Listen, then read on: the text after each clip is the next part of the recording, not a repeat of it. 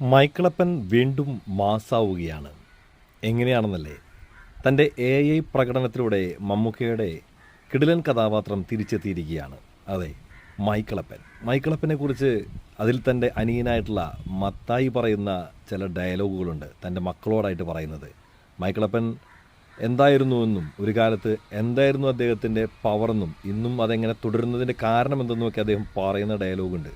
അത് തിയേറ്ററിൽ നേരിട്ട് കണ്ട് രോമാഞ്ചമടിച്ച് കയ്യടിച്ച് ആർപ്പ് വിളിച്ചവരിൽ ഒരാളാണ് ഞാൻ. അത് തിയേറ്ററിൽ കാണേണ്ട ഒരു രംഗം തന്നെയായിരുന്നു.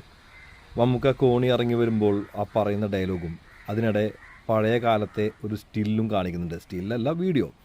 അദ്ദേഹം ബൈക്കിൽ വന്നിറങ്ങുമ്പോൾ മഴയത്ത് വന്നിറങ്ങുന്നതും കത്തിയും പിടിച്ചൊക്കെ നിൽക്കുന്നതായിട്ടുള്ള രീതിയിൽ കോച്ചേരിക്കാരെ അങ്ങ് കാച്ചിക്കളഞ്ഞു വരുന്ന ആ രംഗം, അതാരും പ്രതീക്ഷിക്കാത്ത ഒരു സംഭവം തന്നെയായിരുന്നു ആ സിനിമയിൽ ആ നേരത്തെ അങ്ങനെ വന്നത്. അതുകൊണ്ട് തന്നെ മമ്മൂക്കയുടെ ആരാധകരെ സംബന്ധിച്ചിടത്തോളം കുറേ വർഷങ്ങൾക്ക് ശേഷം തിയേറ്ററിൽ അവർ ആർമാദിച്ച ഒരു രംഗം തന്നെയായിരുന്നു അത്. അതിപ്പോൾ ക്രിയേറ്റ് ചെയ്തിരിക്കുകയാണ് ഒരു യൂട്യൂബ് ചാനലിലൂടെ. അത് അവരുടെ ഒരു AI വീഡിയോസ് ഇപ്പോൾ തന്നെ വൈറലാണ്. ഇതിനു മുമ്പ് തന്നെ അവരുടെ ഒരു വീഡിയോ വന്നിരുന്നു. ആ വീഡിയോ ആകട്ടെ വലിയ രീതിയിൽ വൈറലായി. രാജാക്കണ്ണിൻ്റെ ലവ് സ്റ്റോറി, രാജാക്കണ്ണൻ തൻ്റെ മുറപ്പെണ്ണിനെ പ്രണയിച്ച ആ വലിയ പ്രണയകഥ രസകരമായ രീതിയിൽ തന്നെ അത് വീഡിയോയിൽ എടുത്തു വെച്ചിട്ടുണ്ട്.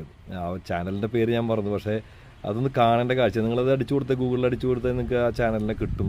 യൂട്യൂബിൽ അടിച്ചു കഴിഞ്ഞാൽ AI സ്റ്റോറി ഓഫ് രാജാക്കൺ എന്നൊക്കെ അടിച്ചു കഴിഞ്ഞാൽ കിട്ടും. അതുപോലെ തന്നെ AI സ്റ്റോറി എന്ന് പറഞ്ഞ് മൈക്കിളപ്പൻ്റെ അടിച്ചു കഴിഞ്ഞാലും കിട്ടും.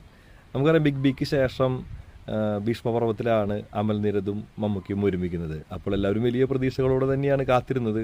പിന്നെ ആ കോവിഡിൻ്റെ സിറ്റുവേഷൻ കഴിഞ്ഞിറങ്ങുന്നൊരു സിനിമയായിരുന്നു. അതുകൊണ്ട് തന്നെ തിയേറ്ററിൽ ടിക്കറ്റുകൾക്കൊക്കെ വലിയ ക്ഷാമമായിരുന്നു. ഒന്നും കൂടിയൊക്കെ മാർക്കറ്റ് ചെയ്തിരുന്നെങ്കിൽ ആദ്യത്തെ 100 കോടി മമ്മൂക്ക ചിത്രം ഭീഷ്മപർവമാകുമായിരുന്നു എന്നാണ് എനിക്ക് മനസ്സിലാക്കാൻ സാധിച്ചത്. കാരണം ഏകദേശം 90 കോടിക്കടുത്തുള്ളൊരു കളക്ഷൻ ചിത്രം നേടിയെടുത്തിരുന്നു. 115 കോടിയോളമാണ് അതിൻ്റെ ബിസിനസ്.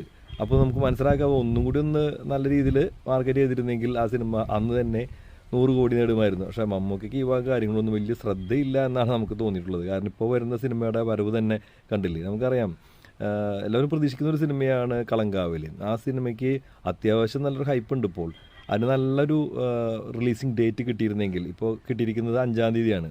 13 ദിവസം കഴിഞ്ഞ് അതാ മോഹൻലാലും ദിലീപും ഒന്നിക്കുന്ന ബബ്ബ എന്ന സിനിമ വരിക. അത് മാത്രമല്ല, വെക്കേഷൻ സീസണാണ്. ആ സിനിമയ്ക്ക് വേണ്ടിയിട്ട് ഒരുപക്ഷേ ഈ സിനിമ മാറ്റി നിർത്തിയേക്കാം മറ്റുള്ള തിയേറ്ററുകളിൽ നിന്ന്. 2 ആഴ്ച ഗ്യാപ്പ് കിട്ടുന്നുണ്ടെന്നൊക്കെ പറയുന്നുണ്ടെങ്കിലും പ്രോപ്പറായിട്ടുള്ളൊരു റിലീസിങ് ഡേറ്റ് ഇപ്പോഴും മമ്മൂക്കയുടെ സിനിമകൾക്ക് ലഭിക്കുന്നില്ല എന്നുള്ളത് വളരെ വേദനാജനകമായ കാര്യമായിട്ടാണ് നമ്മുടെ മമ്മൂക്ക ആരാധകർ എന്നോട് പങ്കുവച്ചിട്ടുള്ളത്. സത്യമുണ്ടെന്ന് തന്നെയാണ് എനിക്ക് തോന്നിയിട്ടുള്ളത്.